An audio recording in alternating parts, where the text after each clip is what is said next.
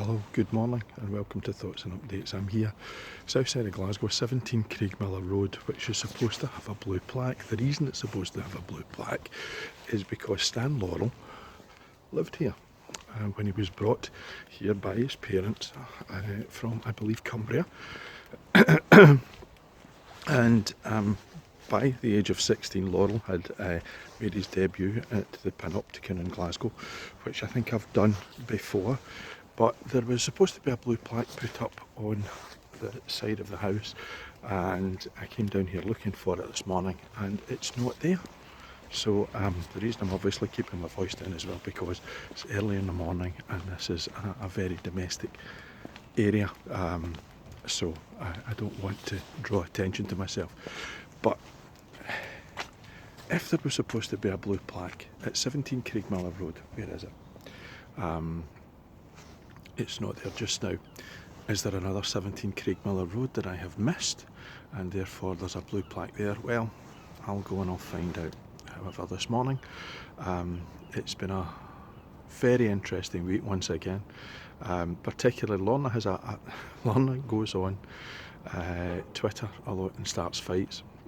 And then I get the opportunity to pile in the back of it. And if you go to my Twitter at Communarts, you will see a very interesting discussion between myself and a couple, in fact Lorna and I, and a couple of unionists who do the usual thing that I have found that certain people who believe in the union do, which is they start slagging off the SNP as if the SNP is the only independence party, and it's all about how you do this, how they've done that, how they've taken credit for this. And the big thing was the environmental conference that's coming to Glasgow, that's the UN conference that apparently the SNP are rather Nicola Sturgeon in particular, is taking great credit for, and there's absolutely no evidence for that whatsoever. So that when the facts are presented to these people, they back down and they find something else prejudicially to go on and have a go at.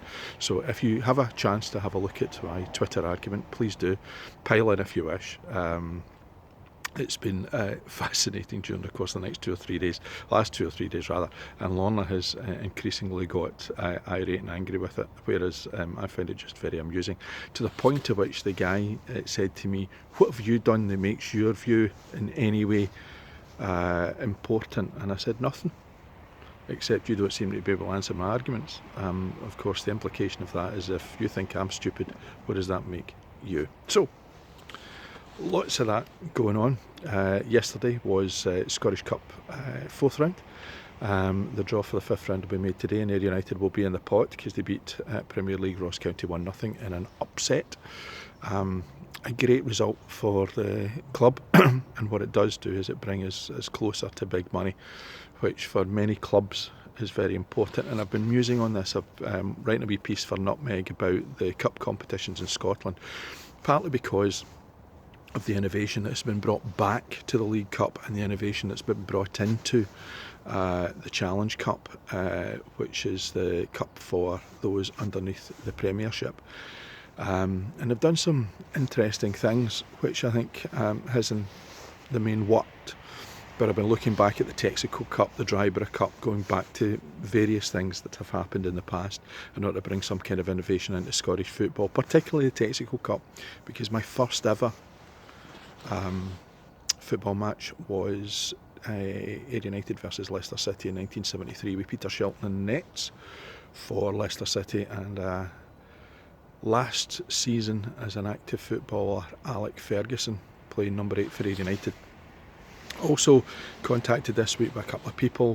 One of the contacts that I got was from my mate Ricky down in London, because he's currently rehearsing Macbeth before it goes out on tour, and he's in a brilliant art centre, art venue, which is just buzzing in ways that he muses about how Ayr could have done with it, and Ayr could do with it. Our hometown, and I have to say the Borderline venue that both Ricky and I know very, very well has been taken over again. A former student of mine, Kelly Craig, is leading this sort of fight to get it back up and running, and there have been a few fundraising events, there's been a few clear-ups and clean-ups, and like the usual people who are not involved in the arts, I will say to Ricky, get in touch with them, you might be able to make your ideas come to some kind of fruition, and that happens all the time with people because they don't understand the way that the arts work.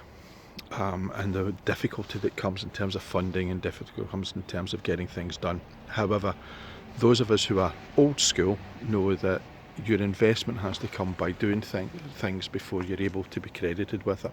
And that's something I've been looking at with a wee piece I've been doing for Fringe Review on Perth Theatre. Something odd up at Horsecross Arts has gone wrong because the entire board has resigned. Magnus Linklater, former chairman of the Scottish Arts Council, has gone in to be an interim chair and help sort it out because of financial losses.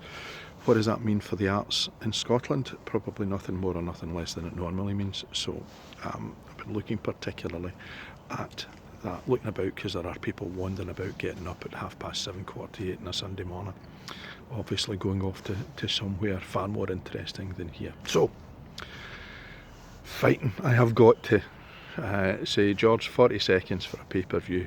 What's that about?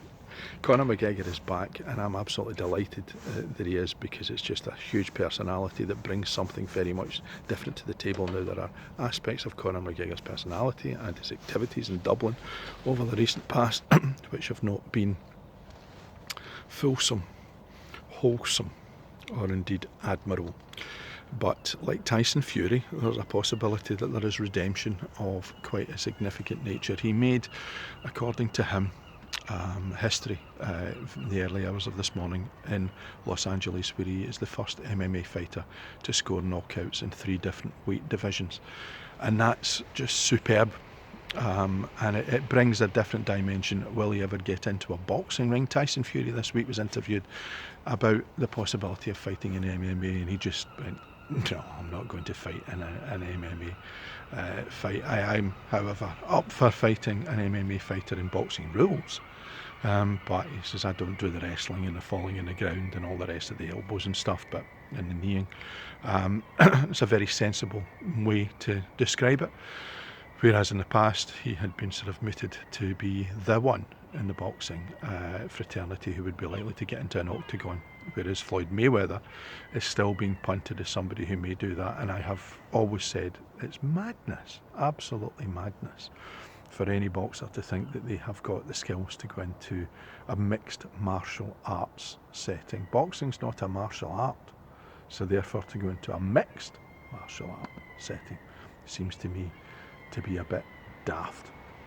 So all of those have been kind of going on, and last week I talked about I ended up in a graveyard, and I want to talk a little bit about an obituary that I've seen this week. Sir Roger Scruton. Most people don't know who Sir Roger Scruton was, and he was a conservative philosopher and thinker, and somebody I met way back in my dim and distant past who was an odd person, probably on the spectrum, as would be described as others, but probably not. He just was somebody who had peculiar habits and views, and he's somebody in people's consciousness because he was sacked from a government body on architecture before he was readmitted to that body due to comments that he had made. And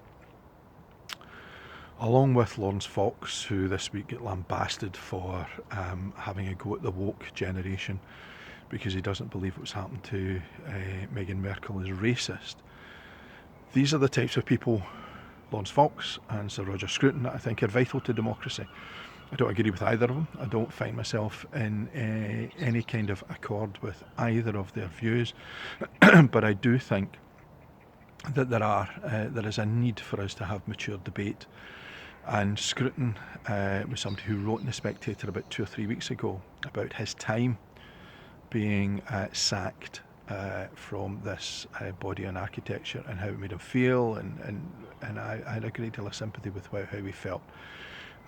Because I've talked in the past about the illiberal liberal elite, those who believe that you have to be talking one way and one way only, and there's no allowability for people to have differing views, which is undemocratic.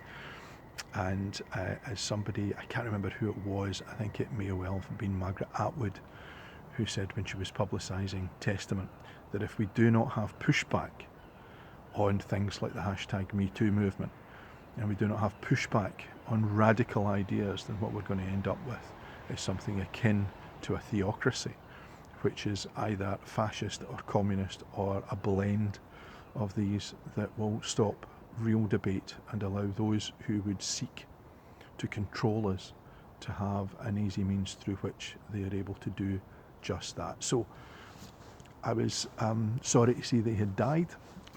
His ideas will remain in perpetuity because he has left a great canon of work.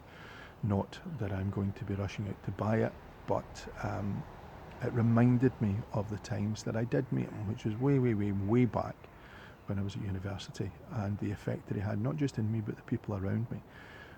Because there were many odd creatures, Keith Joseph, Roger Scruton, was an MP for Perth and Kinross, Nicky Fairbairn, who was also a character of the Conservative right that people were drawn towards in quite unusual ways.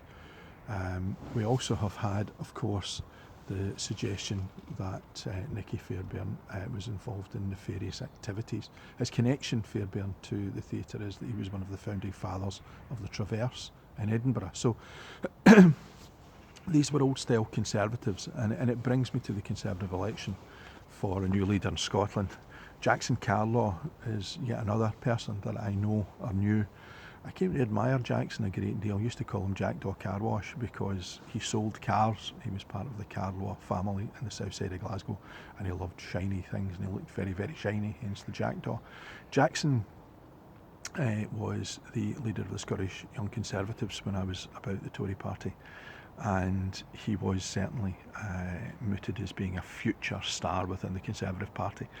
And he has grown to become quite that bit in Scotland, and I take my hat off to Jackson because there were many opportunities, I am sure, for him to go down south, but he had a love of the south side of Glasgow, and particularly the Eastwood constituency, which he coveted to become MP, and I think his Scottish constituency is in that kind of area. So he's not run away like others have in order to get a safe seat down south. He has stayed and he has fought his corner and fought his cause. I don't think he's been quite as charismatic as Ruth Davidson, but there's only two in the running for that leadership, and there's only two in the running for the Lib Dems, but there's 5 in the running for the Labour Party. So there's big change in politics to take on the Conservative government, which brings me back to the Twitter argument, where there are Brexiteers making whoopee with the usual kind of nonsense that's out there. So if you're willing to pile in and give us a hand and challenge those that have those particular views, please do. Please be respectful, of course. But here we are from the south side of Glasgow, back out of Kirkintilloch.